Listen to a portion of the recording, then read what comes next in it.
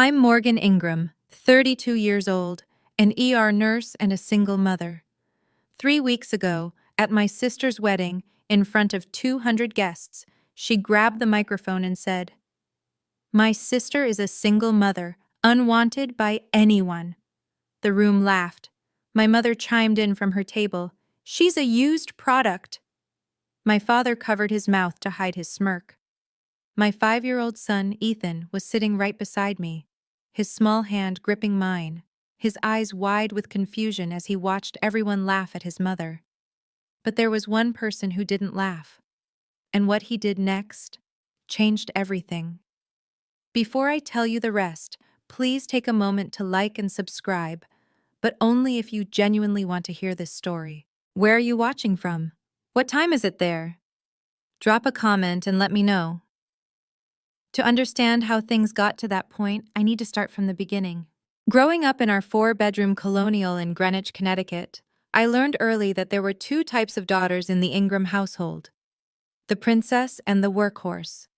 Vivian was the princess.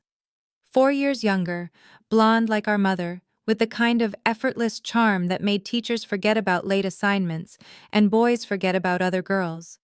From the moment she could walk, she was Daddy's little angel and Mommy's mini-me. Me? I was the responsible one, which in Ingram family code meant I was the one who didn't need attention because I could handle things on my own. When prom came around, Vivian got a $500 Sherry Hill gown, blush pink, hand-beaded, the kind that made other girls gasp when she walked into the venue. When my prom came 2 years earlier, my mother had looked at me over her reading glasses and said, "Morgan, you don't need all that. You're the simple type, it suits you." I wore a dress from the clearance rack at Macy's. $63. I still remember the price because I'd saved my babysitting money to buy it myself. Our bedrooms told the story too. Vivian had the corner room with the balcony overlooking the garden, white furniture, fairy lights strung across the ceiling like something out of a magazine.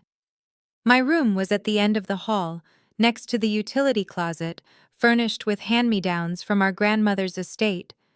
I didn't hate Vivian for any of it. How could I? She was just a kid benefiting from a system she didn't create. But I did wonder, sometimes late at night, what I had done wrong. What fundamental flaw existed in me that made my own parents look right through me.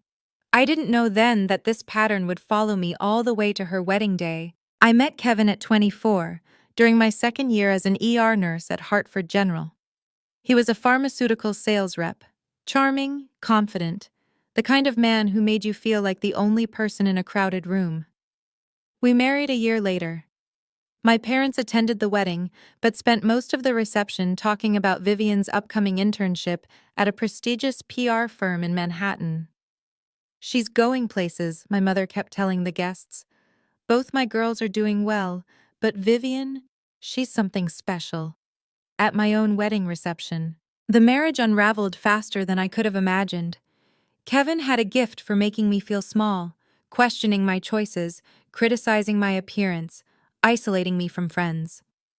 By the time I discovered he was sleeping with his regional manager, I was 7 months pregnant and had lost most of my sense of self. The divorce was finalized when Ethan was 14 months old.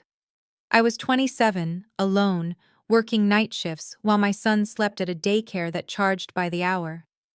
My mother's response to the news? A long sigh, followed by, "I always worried you didn't know how to keep a man happy. Vivian would never let this happen to her." My father said nothing. He never did. Vivian texted me once during the whole ordeal. "That sucks. But honestly, you always pick the wrong guys. Maybe try therapy?"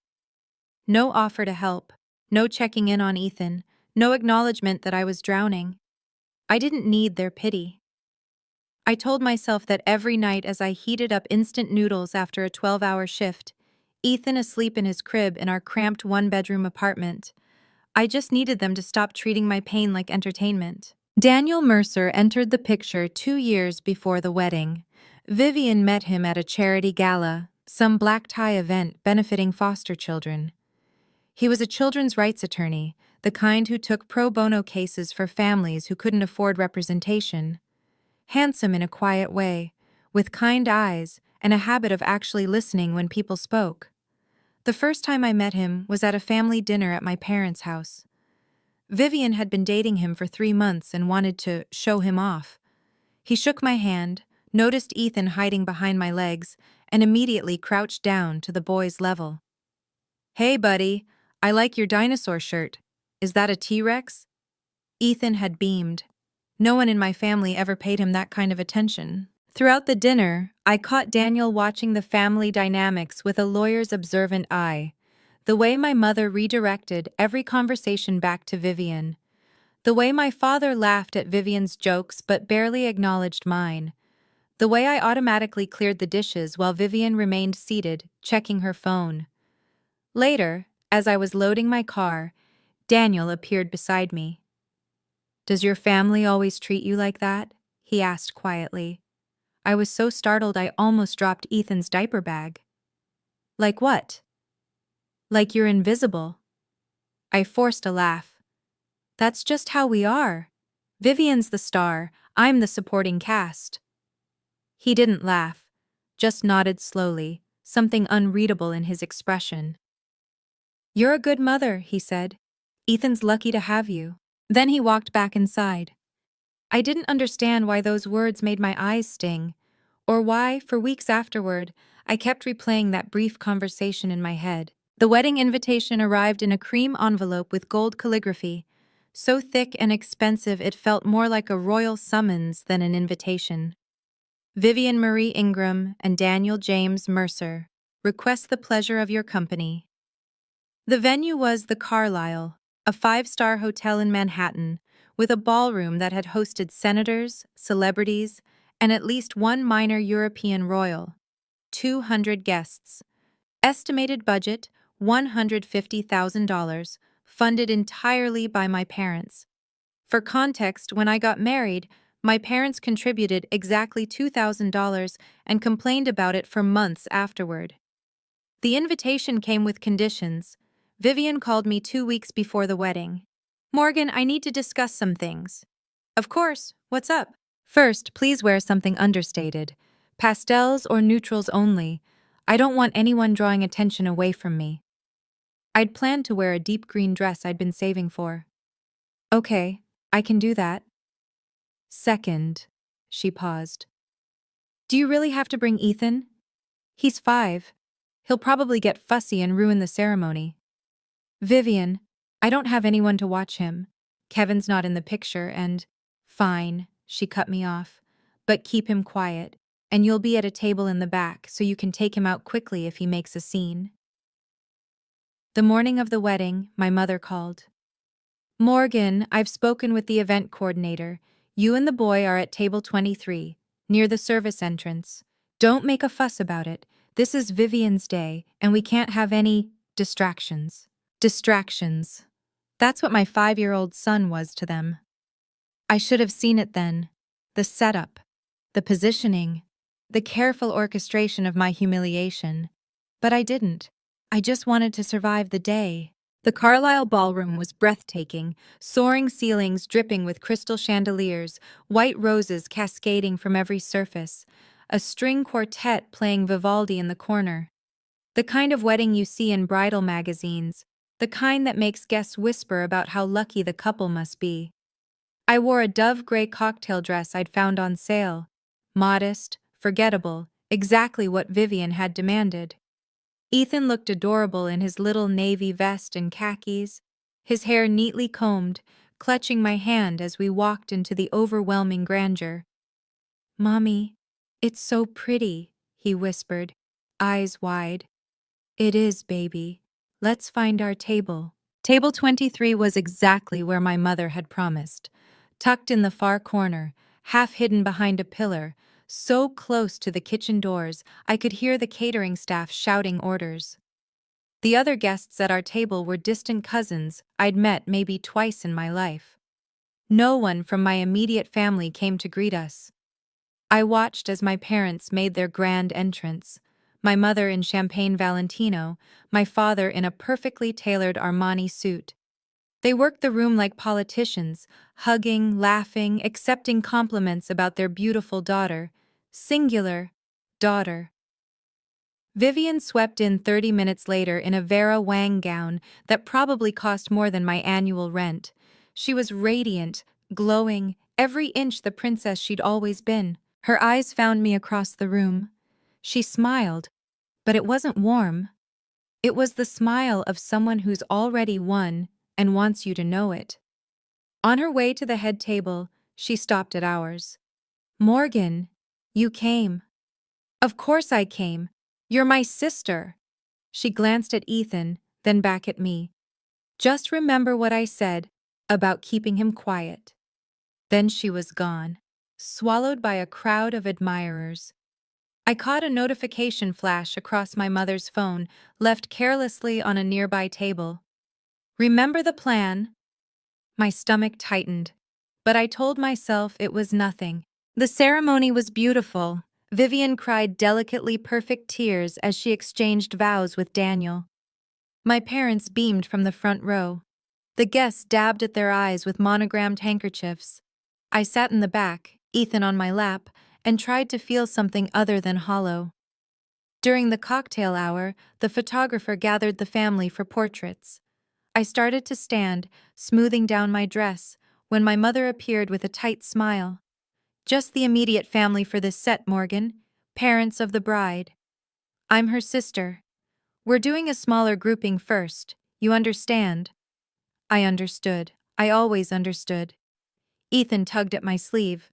"Mommy, why can't we be in the picture?" "We'll take our own pictures later, sweetheart. Smile for Mommy." I held up my phone and snapped a photo of him, trying to ignore the burning behind my eyes. At the reception, I watched from our distant table as aunts and uncles I'd known my whole life approached the head table to congratulate Vivian and Daniel. Not one of them stopped by to say hello to me. "Morgan, is that you?" Aunt Linda, my mother's sister, paused on her way to the bar. She looked uncomfortable. "I almost didn't see you back here." "The seating chart's creative," I said, forcing lightness into my voice. She glanced toward the head table, then back at me. Something like guilt flickered across her face. "Patricia's always had her preferences, I'm sorry, honey." Before I could respond, she was gone. I noticed Daniel's friend Mike setting up his phone on a small tripod at the edge of the dance floor, angled toward the stage. Probably live streaming for relatives who couldn't attend. I didn't think much of it then. I had no idea that phone would become the most important witness to what happened next. The clinking of silverware against crystal silenced the room. The MC, a polished man in a three-piece suit, stepped up to the microphone. "Ladies and gentlemen, the bride would like to say a few words."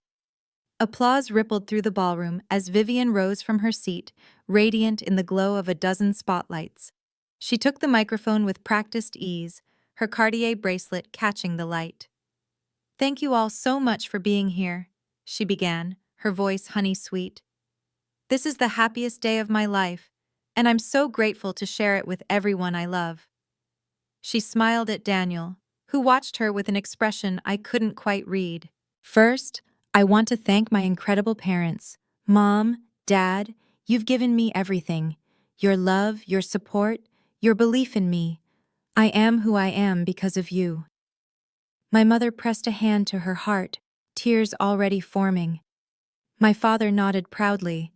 "And I want to talk about family," Vivian continued, her tone shifting slightly. "About what family really means. About the lessons I've learned from watching everyone." Her eyes swept the room and landed on me. The warmth in her expression cooled. "Especially my sister." Ethan perked up beside me. "Mommy, Aunt Viv is talking about you." "I know, baby. Shh." But something in Vivian's smile made my blood run cold. It wasn't affection. It wasn't gratitude. It was anticipation. "Morgan, could you stand up?" Vivian called out, her amplified voice bouncing off the chandeliers. "I want everyone to see you." 200 faces turned toward our corner table. My legs felt like they were filled with concrete, but I stood. Ethan looked up at me confused. "There she is," Vivian said, her smile widening. My big sister. The one who taught me so many valuable lessons about life. See, my sister Morgan is a single mother. The words hung in the air, sharp and deliberate. A few guests shifted uncomfortably. Vivian's smile didn't waver. She got married young, had a baby, and then, well, things didn't work out. She tilted her head in mock sympathy. Her husband left her. Couldn't handle it, I guess. And now she's alone. Scattered nervous laughter from the crowd. I felt my face flush hot. My sister is unwanted, Vivian continued, her voice carrying a theatrical sigh. No man wants her. I mean, can you blame them? She's got baggage now, a kid, bills, that whole mess. More laughter, bolder this time. A few of Vivian's sorority sisters at a nearby table giggled into their champagne. I couldn't move, couldn't breathe. Then, from the head table, my mother's voice rang out clear as a bell. She's a used product. The room erupted, 200 people laughing, my mother laughing, my father covering his mouth, shoulders shaking with barely contained amusement. I looked down at Ethan. His small face was crumpled with confusion, his eyes darting between me and the laughing crowd. Mommy? His voice was tiny, scared.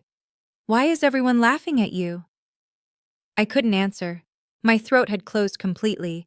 I saw the notes in Vivian's hand then. Typed, prepared, rehearsed. This wasn't a spontaneous joke. This was planned, scripted. A coordinated attack disguised as a wedding speech. But you know what? Vivian was saying, riding the wave of laughter. Morgan taught me a valuable lesson. She showed me exactly what not to do with my life. So really, I should thank her. She raised her champagne glass toward me. To Morgan, my cautionary tale. The guests raised their glasses. Some were still laughing. Others looked uncomfortable but said nothing. And my 5-year-old son watched his mother become a punchline. Vivian wasn't finished. You know, growing up, everyone always asked why Morgan and I were so different. She set down her champagne, pacing the stage like a performer hitting her stride. Same parents, same house, same opportunities. But Vivian succeeded, and Morgan, well, she gestured vaguely in my direction. I used to feel bad about it. Poor Morgan, always struggling. Poor Morgan, can't keep a man. Poor Morgan, stuck in that sad little apartment with her sad little life. My mother nodded along, dabbing at her eyes, but they weren't tears of sympathy. They were tears of laughter. But then I realized, Vivian continued, some people are just meant to be warnings, not examples. And my sister? She's the best warning I could ask for. Applause. Actual applause. I felt Ethan's hand tighten around mine. His whole body was trembling. Mommy, I want to go, he whispered, his voice cracking. I know, baby. I know. But my legs wouldn't move. I was frozen, pinned under the weight of 200 judging eyes, my mother's cruel laughter, my father's complicit silence. This was rock bottom, I thought. This was the lowest point. I was wrong. Vivian raised her glass again. Honestly, Mom's right. Morgan is a used product, damaged goods. But hey, she shrugged with theatrical innocence. At least she's here to see how a real success story ends. The laughter swelled, and then movement from the head table. Daniel pushed back his chair. His jaw was tight, his eyes fixed on Ethan's small, shaking form pressed against my side. For a moment, I thought he was leaving, walking out on his own wedding. Instead, he walked directly toward the stage, toward Vivian, toward the microphone. The laughter faltered, then died. No one knew what was about to happen, including me. Daniel moved with purpose, his polished Oxford shoes clicking against the marble floor in the sudden silence. The string quartet had stopped playing. Guests froze mid-sip, mid-laugh, mid-whisper. Vivian's confident smile flickered. Daniel? Baby, what are you? He didn't answer, didn't even look at her. His eyes were locked on our table. On Ethan. My son had buried his face against my hip, his small shoulders shaking with silent sobs. He didn't understand why everyone was laughing at his mommy. He just knew it hurt. Daniel saw that, and something in his expression hardened into steel. He reached the stage in 6 strides. Vivian was still holding the microphone, her smile frozen in confusion. "Daniel, sit down, I'm not finished with my—" He took the microphone from her hand. Not grabbed, not snatched, just calmly, firmly removed it from her grip like confiscating a dangerous object from a child. "Daniel!" Vivian's voice pitched high with alarm. "What are you doing?" The ballroom had gone completely silent, 200 people holding their breath. I saw my mother half rise from her seat, her face cycling through confusion, anger, and fear. Daniel raised the microphone to his lips. "I apologize for the interruption," he said, his voice steady and clear. "But there's something I need to say." He turned to look at me. Really look at me, not through me, not past me, but directly at me. Then he turned back to face the crowd. "I've spent 2 years watching how this family treats Morgan Ingram. 2 years of dinners where she's ignored. 2 years of holidays where she's excluded. 2 years of watching her be treated as less than nothing by the people who are supposed to love her." Vivian grabbed at his arm. "Daniel, stop, you're embarrassing me." He stepped away from her touch. "No, Vivian, you did that yourself." Daniel's voice carried across the silent ballroom, steady as a courtroom closing argument. "I'm a children's rights attorney. I've dedicated my career to protecting kids from family trauma, from environments that damage them, from adults who should know better." He pointed toward our table, toward Ethan still pressed against my leg, still trembling. "That little boy is 5 years old, 5, and you just made him watch 200 adults laugh at his mother. You called her unwanted, you called her damaged goods, you called her a used product." His voice cracked with barely contained fury. "In front of her child." Silence.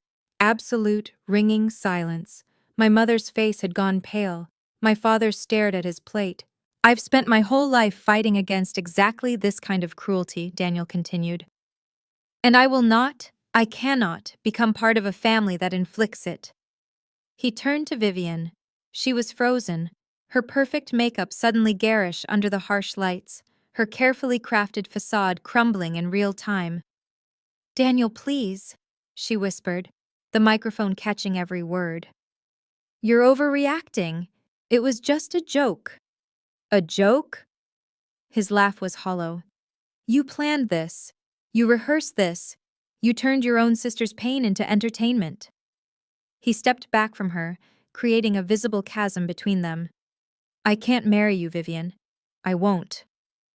The collective gasp from 200 guests was audible. "And one more thing." Daniel's eyes found Mike's phone, still recording on its tripod. "My cousin Mike has been live streaming this reception for family members in California who couldn't attend. About 50 people have witnessed exactly what kind of family I almost married into."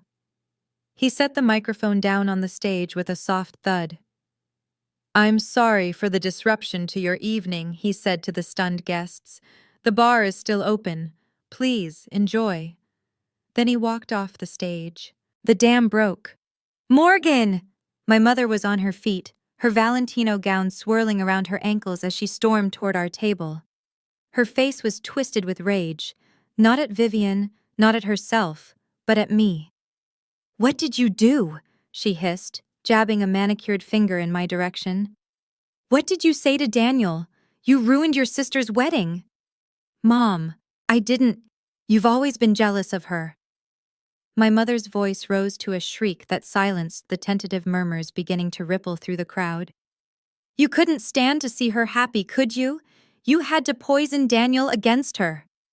Vivian had collapsed into her chair at the head table, mascara tracking down her cheeks. Her carefully constructed moment of triumph had shattered into a very public nightmare. My father appeared at my mother's side, his expression hard. "What did you tell him, Morgan? Behind our backs. What did you say?" "I didn't tell him anything. I barely spoke to him." "Liar!" Vivian's voice cut through the ballroom. She was standing now, her Vera Wang gown seeming to mock the disaster unfolding around her. "You've been trying to turn him against me since day one. You couldn't let me have one thing, could you? One perfect day." I felt the narrative shifting in real time. The guests who had been laughing minutes ago were now looking at me differently, not with sympathy, but with suspicion. She must have done something. Maybe the sister provoked this. Poor Vivian. I saw it happening. The rewriting of history right before my eyes.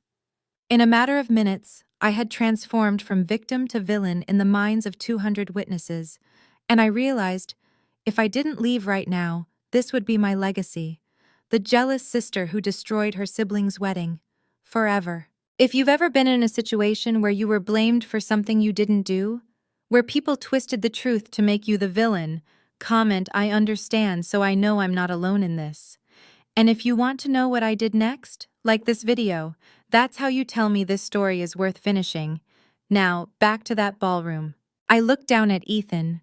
His face was red and blotchy from crying. His small hands were balled into fists against his chest. He was trying so hard to be brave, to understand why the world had suddenly become so loud and angry and scary. And in that moment, something shifted inside me. For 32 years, I had been the one who stayed quiet, the one who kept the peace, the one who absorbed every slight, every insult, every moment of being overlooked, because fighting back wasn't worth the drama. But this wasn't about me anymore. This was about my son watching his mother be torn apart and doing nothing. I stood up, not dramatically, not defiantly, just stood. Smoothed down my gray dress, lifted Ethan into my arms. "I didn't say anything to Daniel," I said, my voice calm and clear. "I didn't need to. He has eyes. He's watched you treat me like garbage for 2 years. And tonight he finally decided he couldn't live with it." My mother's mouth opened and closed like a fish. "You're lying," Vivian spat. "You've always been jealous, Morgan. Since we were kids. You can't stand that I'm better than you." I didn't argue, didn't defend myself. What was the point? Instead, I turned and began walking toward the exit. Behind me, I heard my mother's voice, shrill with desperation. "Morgan! You come back here and apologize to your sister right now." I didn't turn around. Ethan wrapped his arms around my neck, his wet cheek pressed against mine. "Mommy," he whispered, "are we going home?" "Yes, baby." "Good." A pause. "I don't like it here." "I know, sweetheart." I kissed his forehead as the ballroom doors loomed ahead. "Neither do I." The walk from table 23 to the ballroom exit was approximately 40 feet. It felt like 40 miles. I kept my back straight, my steps measured. Ethan clung to me, his face hidden against my shoulder. Around us, 200 guests sat in stunned silence, watching the drama unfold like a live theater performance they hadn't paid to see. I saw Daniel standing near the doorway. He wasn't fleeing the scene. He was waiting. When I reached him, he stepped forward, blocking the path just long enough to speak. "Morgan." His voice was quiet, meant only for me. "I'm sorry. I should have said something years ago. I should have—" "Don't apologize." I shifted Ethan on my hip. "You just saved my son from watching his mother be humiliated without anyone caring. That's more than anyone in my own family has ever done." He reached into his jacket pocket and produced a business card. Simple white cardstock, professional black text. Daniel Mercer, attorney at law, family and children's rights. "If you ever need anything, legal help, a reference, anything at all, call me. Pro bono. I mean it." I took the card and tucked it into my purse. "Thank you. For Ethan." Behind us, I could hear Vivian's voice rising in hysterics, my mother trying to calm her, my father issuing terse commands to the bewildered wedding planner. I didn't look back. I pushed through the ornate doors into the hotel corridor, my heels clicking on the marble floor.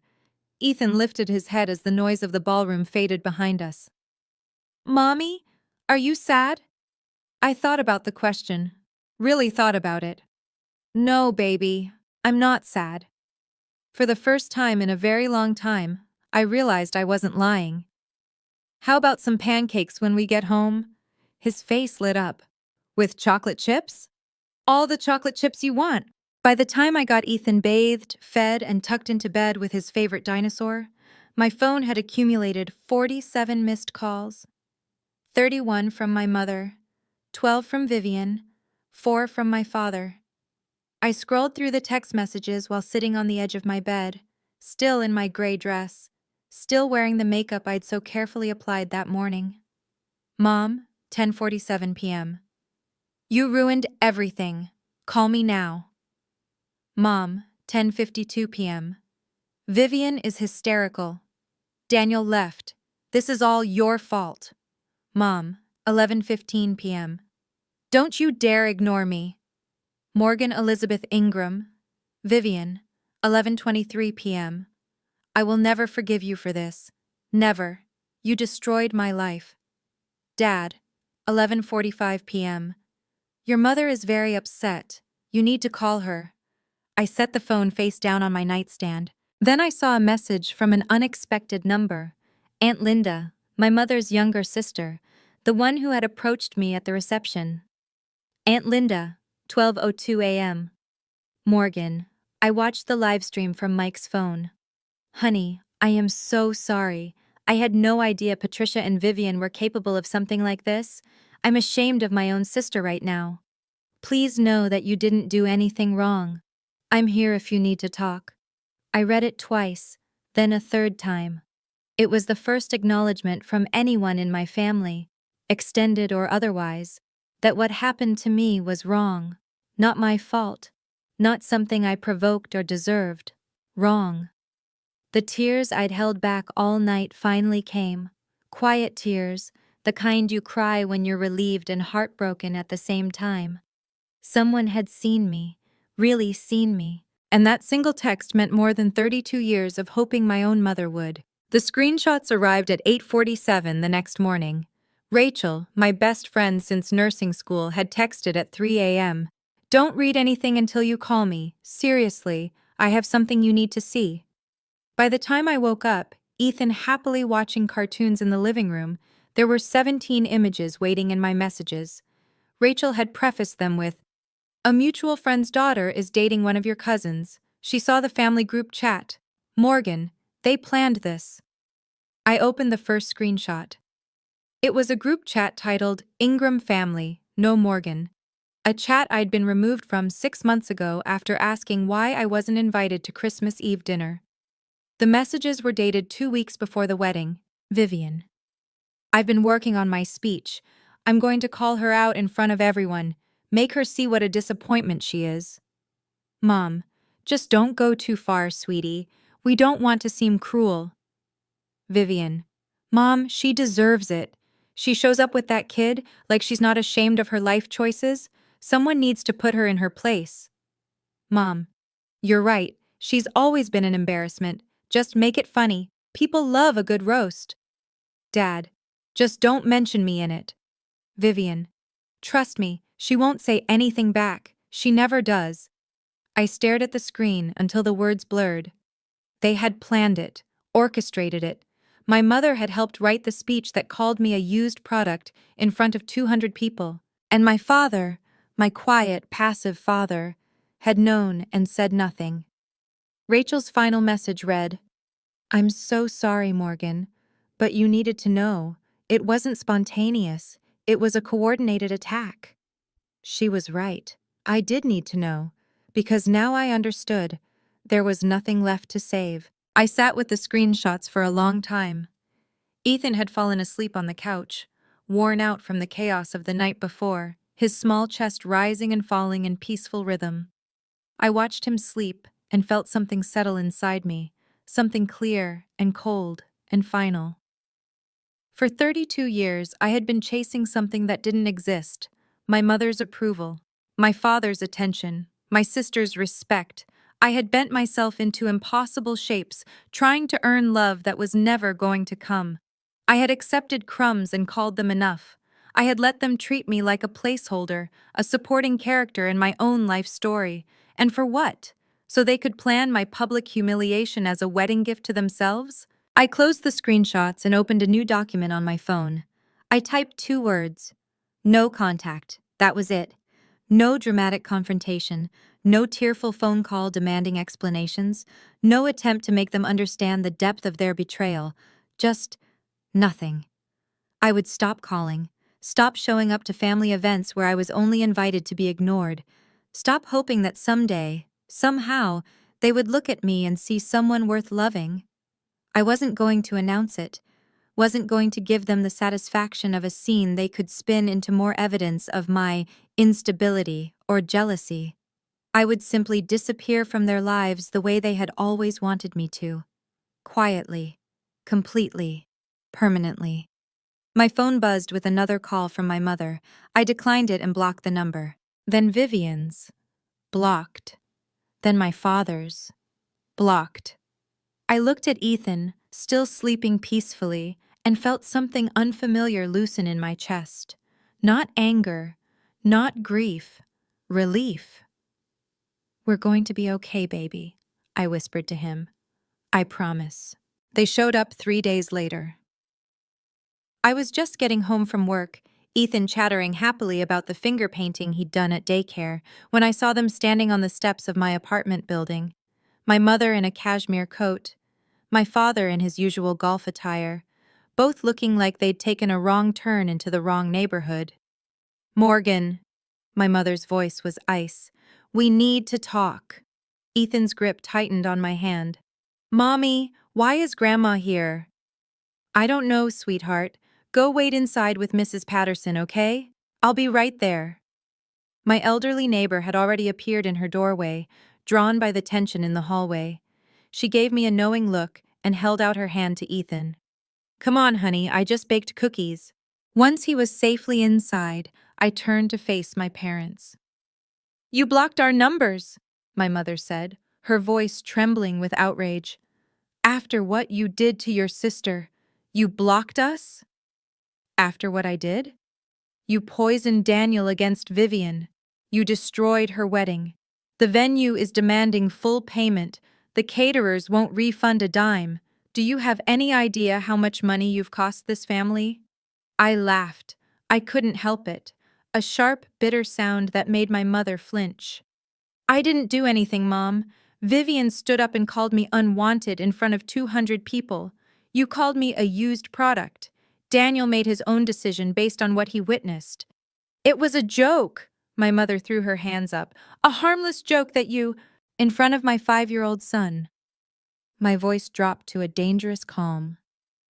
"You humiliated me in front of Ethan. He asked me why everyone was laughing at his mommy." For the first time, something flickered in my mother's eyes, something almost like guilt, but it vanished as quickly as it came. "Vivian is devastated," my mother pressed on, her voice softening into what she probably thought was maternal concern. "Daniel won't return her calls. The wedding photos are ruined. She's talking about therapy, Morgan. Therapy. My baby girl. Then therapy might be exactly what she needs." My mother's face reddened. "How dare you? Mom." I held up a hand. "I'm going to say this once, and then I want you to leave." She fell silent, shock flickering across her features. In 32 years, I had never interrupted her. "I didn't poison Daniel against Vivian. I barely spoke to him. He made his choice because he watched how this family treats me, how you treat me, and decided he couldn't be part of it. That's not—" "I'm not finished." The words came out steady, unflinching. "You planned that speech. I've seen the group chat screenshots.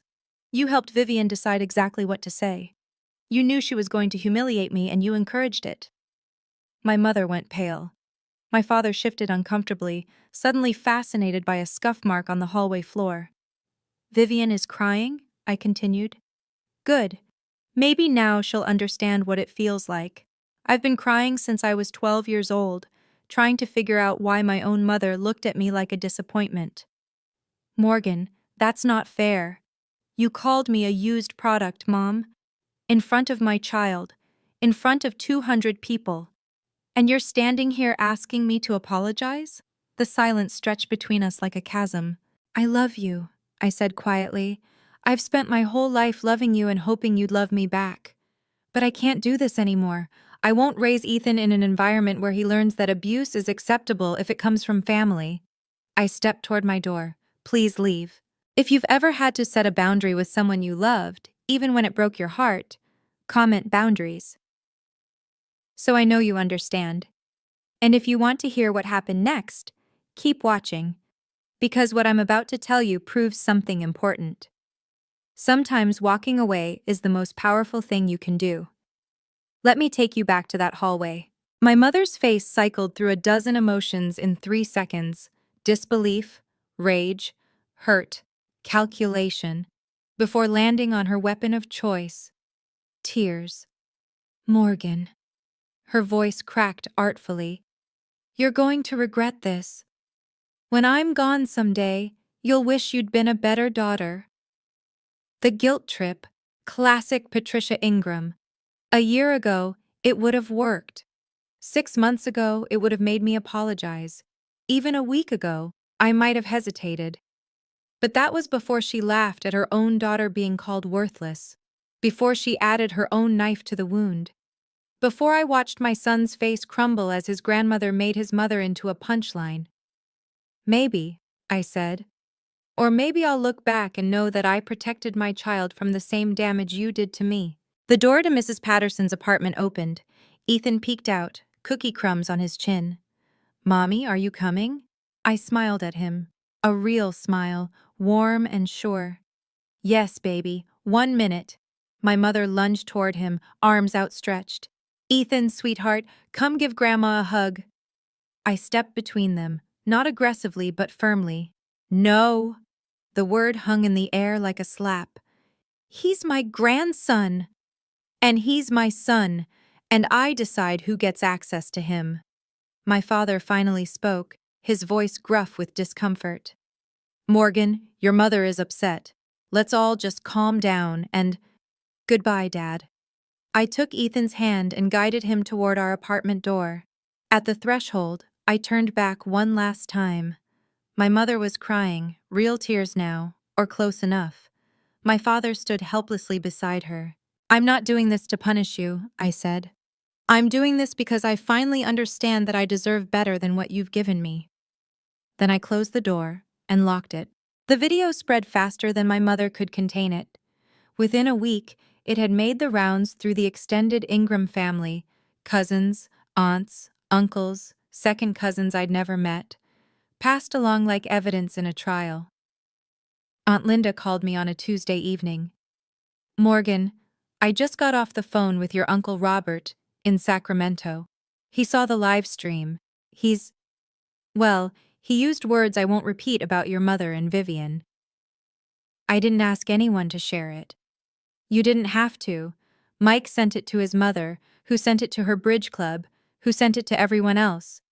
Honey, you know how family gossip works." I did. It was the same network that had spread rumors about my divorce, my failure to keep a husband, my status as the family disappointment. Now that network was working in my favor. "Your mother tried to call me yesterday," Aunt Linda continued, "wanted me to help manage the narrative. I told her the narrative managed itself the moment she opened her mouth in front of 200 witnesses and a camera. Despite everything, I felt a small, unexpected spark of satisfaction. "How's Vivian?" Aunt Linda hesitated. "Not good. Daniel's officially ended things. His family sent back the engagement gifts with a letter from their lawyer, something about irreconcilable value differences. Professional courtesy wrapped around devastating rejection." "And your mother?" Aunt Linda sighed. "She's been calling everyone, trying to explain that it was just a joke that got out of hand. But people saw the video, Morgan. They heard her. No amount of spin changes what they witnessed with their own eyes." I thought about my mother, desperately dialing relatives, trying to rebuild a reputation she'd destroyed in 30 seconds of gleeful cruelty. "Let her spin," I said quietly. "I'm done explaining myself to people who don't want to understand." Vivian tried damage control 2 weeks after the wedding. She posted a lengthy statement on Facebook, carefully worded, professionally crafted. probably reviewed by a PR friend. I want to address the misunderstanding at my wedding. What was intended as lighthearted family humor was taken out of context by those who don't understand our dynamic. My sister Morgan and I have always had a playful relationship, and I'm heartbroken that a private family moment was twisted into something malicious by outside parties with their own agendas. It continued for 6 paragraphs, never once apologizing, never once acknowledging what she'd actually said. The comments section became a battlefield. Vivian, I've seen the video. There was nothing playful about it. You literally called your sister unwanted, and your mom called her used goods. How is that a misunderstanding? The video is still circulating. We can all see exactly what happened. Girl, this ain't it. Own your mistake. Rachel sent me screenshots of the meltdown, though I'd already muted everything related to my family. She's getting destroyed, Rachel texted. Her coworkers are asking questions. Someone said her boss called a meeting about professional conduct outside the workplace. I didn't feel triumphant. I didn't feel vindicated. Mostly, I felt tired. A few days later, I heard through Aunt Linda that Daniel's mother had called my mother directly. She said, and I'm quoting here, "I didn't raise my son to marry into a family of bullies. You should be ashamed of yourselves." Mrs. Mercer, a retired family court judge, had seen enough dysfunction in her career to recognize it instantly. Vivian had lost her fiancé, her reputation was crumbling, her job was under scrutiny, and I hadn't done anything. I hadn't needed to. The truth had been enough. Daniel called me 3 weeks after the wedding. I almost didn't answer. The number wasn't saved in my phone, and I'd become wary of unfamiliar callers. But something made me pick up. "Morgan, it's Daniel Mercer." I sat down on my couch, pulling a blanket over my legs. Ethan was asleep in the next room, and the apartment was quiet. "Daniel, hi. I hope I'm not overstepping by calling. I wanted to apologize." "You already apologized. At the hotel." "Not properly." He exhaled, and I heard exhaustion in his voice. "I watched your family treat you like dirt for 2 years. 2 years, Morgan, and I told myself it wasn't my place to say anything, that Vivian would grow out of it, that they were just difficult. You didn't know how bad it was." "I knew enough." His voice hardened with self-recrimination. "I'm a children's rights attorney. I've built my career on recognizing toxic family dynamics. And I stood by and let it happen because I was in love with someone who didn't deserve that love." I didn't know what to say to that. The rawness of his confession left me speechless. "That night," he continued, "when I saw Ethan's face, God, Morgan, that little boy watching his mother be destroyed for entertainment, I couldn't stay silent anymore." "You didn't just stay silent. You ended your own wedding. It was the right thing to do. The only thing." He paused. "I meant what I said about legal help. If you ever need assistance with custody issues, or if your family tries to harass you, anything, I will help. No strings, no charge." "Why?" "Because your son deserves to have someone in his corner, and so do you." I felt tears prick my eyes, but they weren't sad tears. "Thank you, Daniel, for everything." 6 months passed. Strange how life rebuilds itself when you remove the people who kept tearing it down. I received a promotion at work, senior charge nurse, ER department. My supervisor called me into her office on a random Tuesday and said, "Morgan, your patient satisfaction scores are the highest in the unit. You're calm under pressure, you're compassionate, and you're exactly the kind of leader we need. Congratulations." I cried in the bathroom afterward. Happy tears. The kind that sneak up on you when you're finally starting to believe you might be worth something. Ethan started kindergarten in September. He made friends quickly, a chatty little boy named Oliver, and a quiet girl named Sophie who shared his obsession with dinosaurs. His teacher sent home a note after the first month. "Ethan is a joy to have in class. He's kind, curious, and always willing to help others." My apartment was still small, One bedroom, a kitchenette, creaky radiators, but it was ours. I hung Ethan's artwork on every wall, crayon dinosaurs and finger-painted rainbows, and a wobbly portrait labeled Mommy in purple marker. It looked like home. I started therapy. Once a week, 50 minutes, unpacking 32 years of being told I wasn't enough. Dr. Chen, a soft-spoken woman with kind eyes, helped me understand that the problem had never been me. You were the scapegoat in a family system that needed someone to blame, she explained during our third session. Your worth was never determined by their inability to see it. I also started dating again. Casually. Carefully. A nurse from the pediatric unit asked me to coffee, then dinner. Nothing serious, but the idea that someone might want to know me, the real me, felt revolutionary. For the first time in my life, I wasn't waiting for permission to be happy. I was just happy. The attempts at contact came in waves. First, a birthday card for Ethan, arriving 2 weeks late with no return address, though I recognized my mother's handwriting. Inside, $100 bill and a note. To our grandson, we miss you. I put the money in Ethan's college savings account and recycled the card. Then a text from an unknown number. Vivian, using a friend's phone. Morgan, we need to talk. I've been doing a lot of thinking. Call me. I didn't call. A few weeks later, a voicemail from my mother, her voice pitched in that particular tone of wounded victimhood she'd perfected over decades. Morgan, this has gone on long enough. Family is family. You can't just cut us out forever. I'm your mother. Don't I deserve a chance to explain? I deleted it without finishing. The hardest one came from my father. He showed up at my workplace, something he'd never done in the 8 years I'd been a nurse. I found him waiting in the lobby, looking uncomfortable and out of place among the worried families and beeping equipment. 5 minutes, he said when I approached. Please. We stepped outside into the gray November afternoon. Your mother is struggling, he said. She cries every day. Vivian won't leave her room. The family Thanksgiving was... He trailed off. Was what, Dad? Empty. I waited. I know what happened wasn't right. The admission seemed to cost him something. But Morgan, your mother loves you in her own way. She doesn't know how to... Dad. I cut him off, gently but firmly. I spent 32 years waiting for Mom to love me in a way that didn't hurt. I can't wait anymore. And I won't let Ethan grow up waiting too. He nodded slowly, something crumbling behind his eyes. I understand, he said quietly. And for the first time, I believed he did. Today, as I record this, it's been 8 months since my sister's wedding. I'm sitting in our little apartment, Ethan asleep in the next room, his nightlight casting dinosaur shadows on the ceiling.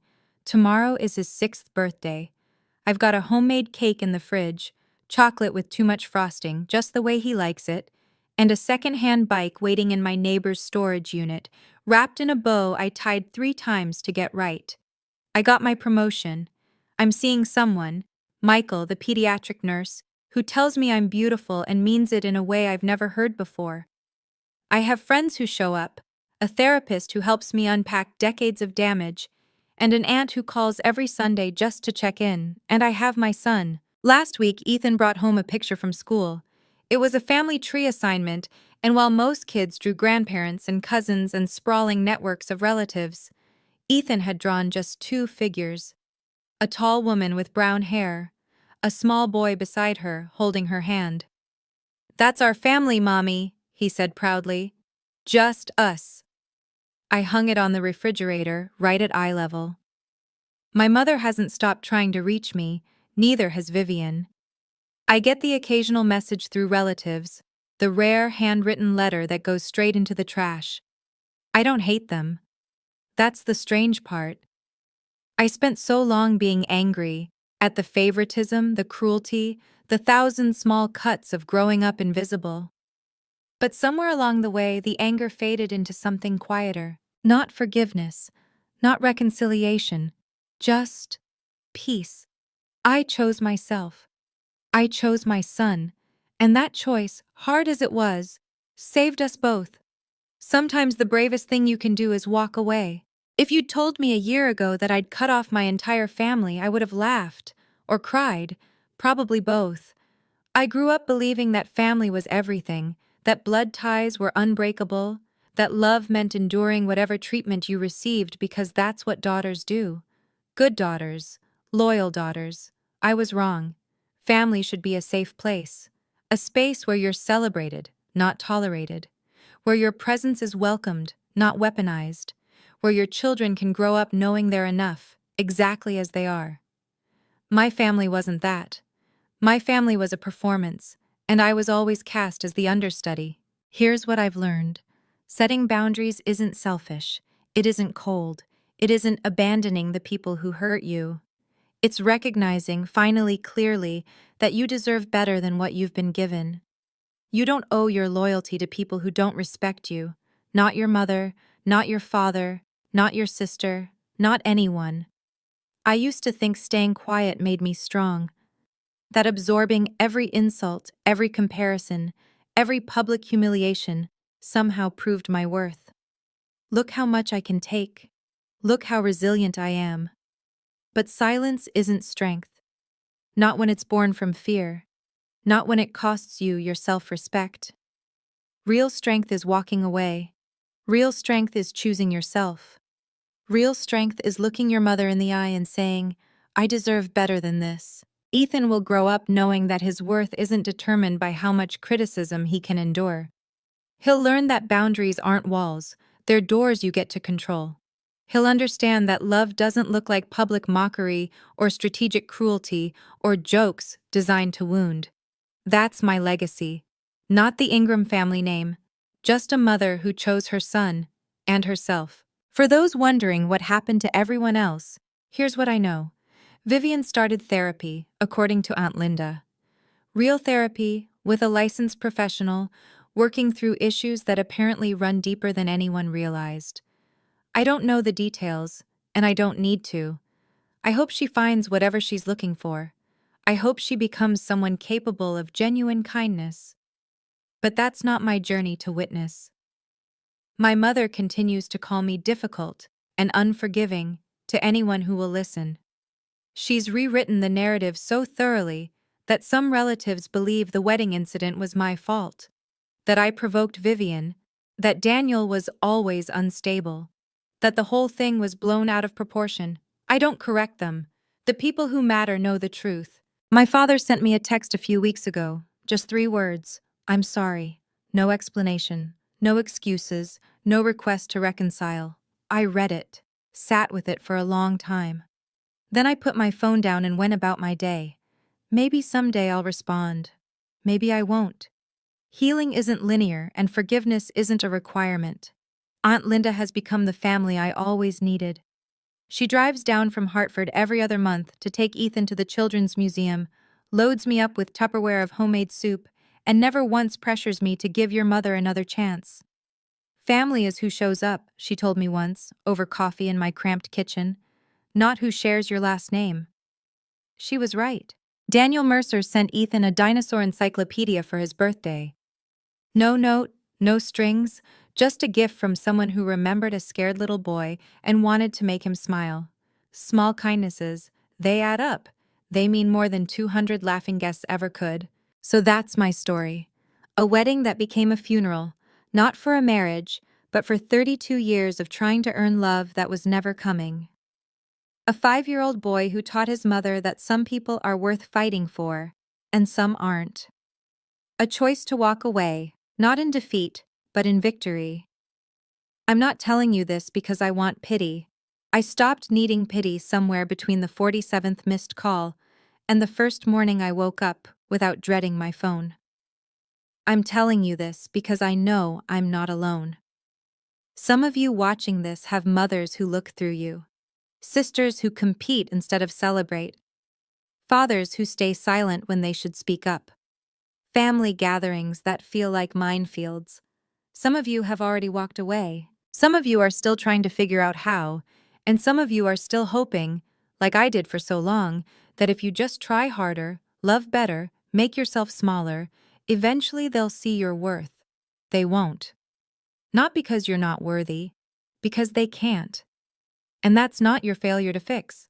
Thank you for listening to my story.